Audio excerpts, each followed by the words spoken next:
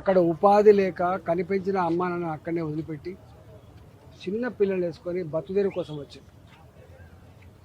ఇక్కడ ఈ ప్రాంతంలో పేదవాళ్లకు కావలసిన వస్తువులు పెద్ద పెద్ద షాపులు కాకుండా పేదవాళ్లకు సంబంధించిన వస్తువులు ఇక్కడ కిటికీలు కావచ్చు, మంచాలు కావచ్చు, దర్వాలు కావచ్చు, సోఫా సెట్లు కావచ్చు, బెడ్లు కావచ్చు.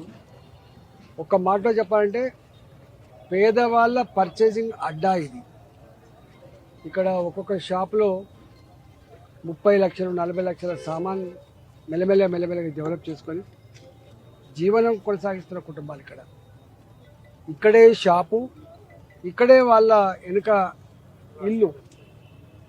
ఆ ఓనర్కి, భూమి యజమానికి ఇంతంత రెంట్ ఇచ్చి పిల్లలతో సహా బతుకుతున్నటువంటి పేదవాళ్ళు వీళ్ళు.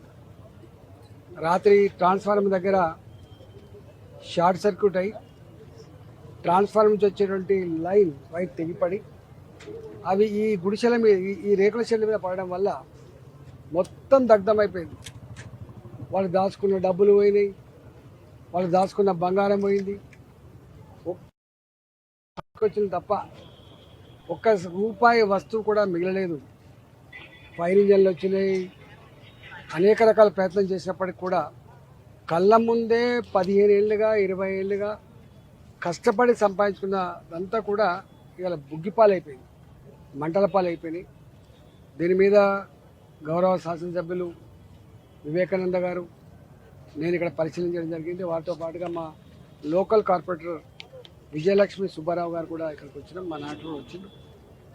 తప్పకుండా దీని మీద ఇక్కడ హృదయ విదారకంగా ఉంది. వాళ్ళని చూస్తూ ఉంటే వాళ్ళ మెడల మీద తులం బంగారం కూడా లేదు, కట్టుబట్టలతో బయటకు వచ్చింది. కనీసం ఈ పూటకు తిండి కూడా లేదు వాళ్ళకి. ఇంత దీనావస్థ కాబట్టి 20 ఏళ్ళగా సంపాదించుకున్న సంపాదన కూడా బుగ్గిపాలైంది. కాబట్టి కొంత మానవతా కోణంలో స్పందించమని చెప్పి వాళ్ళు కోరుతూ ఉన్నారు. తప్పకుండా నేను కానీ, ఎమ్మెల్యే గారు కానీ, కలెక్టర్ గారితో మాట్లాడతాం. రెవెన్యూ మిగతా వాళ్ళతో కూడా మాట్లాడి వాళ్ళకి ఏదన్నా కొంచెమన్నా కొంత వెసులుబాటు కల్పించాల్సిన బాధ్యత ఉంది. ఇంత ఆపద సమయంలో సాటి మనిషిగా స్పందించాల్సిన అక్కడ ఉంటుంది. కాబట్టి తప్పకుండా మా వంతుకు కొంత సాయం కోసం మాట్లాడతాం. మేము కూడా పర్సనల్గా ఏమైనా ఉంటే సాయం చేసే ప్రయత్నం చేస్తాం. ఏది ఏమైనప్పటికీ కూడా మళ్ళీ ఏ జాగలో అయితే సర్వస్వం కోల్పోయినరో మళ్ళీ అదే జాగలో మళ్ళీ వాళ్ళ అనుభవం ఉన్నటువంటి నమ్ముకున్న బిజినెస్ అదే. కాబట్టి ఇవాళ డైలీ ఫైనాన్స్ తెచ్చుకొని మళ్ళీ అప్పుల పాలు కాకుండా వాళ్ళకు మళ్ళీ స్టార్ట్ చేయడం కోసం కావాల్సినటువంటి శక్తిని, సపోర్ట్ని అందించడానికి కోసం మా వంతు ప్రయత్నం చేస్తాం. సార్, విద్యుత్ అధికారులు తప్పకుండా మాట్లాడతా, విద్యుత్ అధికారులతో కూడా మాట్లాడతా. ఇన్ని హైదరాబాద్లో కాలనీలలో కూడా ఆ వైర్లు ఏలాడబడి బిల్డింగ్ కట్టుకుంటే చేతికి అందినట్టుగా ఉండి అనేక మంది పిల్లలు కానీ పెద్దలు కానీ యాక్సిడెంట్ చచ్చిపోయింది. బిల్డింగ్ కట్టేటప్పుడు కూడా అనేక సందర్భాల్లో ఇట్లా జరిగినాయి. ఇవి హైదరాబాద్ లాంటి నగరాలలో కోకల్లో ఇట్లా జరుగుతాయి. దీని మీద ఈ మధ్య అప్పుడప్పుడు చూస్తూ ఉన్నాం, ఓపెన్ వైర్లెస్ సిస్టమ్ లేకుండా cable system, under ground cable system పెట్టాలని చెప్పేది ప్రయత్నం చేస్తుండ్రు. మాట పరిమితమైన తప్ప అది చేతల్లో ఇంకా పూర్తి కాలేదు. ఏది ఏమైనప్పటికీ హైదరాబాద్ నగరంలో అనేక దరఖాస్తులు వస్తూ ఉంటాయి, ఎమ్మెల్యేలకు కానీ మాకు కానీ వస్తూ ఉంటాయి.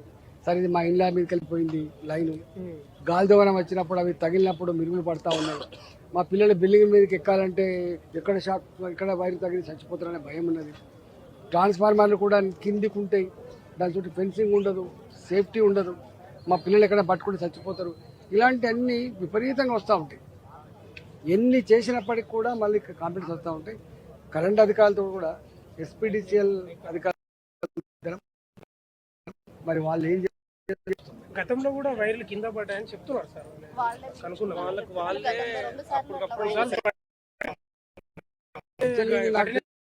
ఇది 11 kVA లైన్ కాకుండా 33/11 kV ఉన్నట్టు ఆల్మోస్ట్. మరి ఇట్లాంటి పడ్డ వెంటనే అక్కడ ఫీజులు కొట్టేయాలి.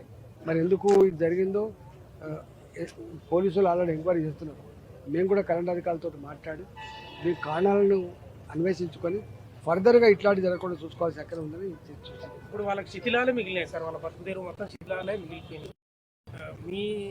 మీ వంతు సహకారంగా తప్పకుండా. నేను ఇంతకుముందు చెప్పాను కదా, రెవెన్యూ అధికారులతో కరెంట్ అధికారులతో మాట్లాడుతున్నాను.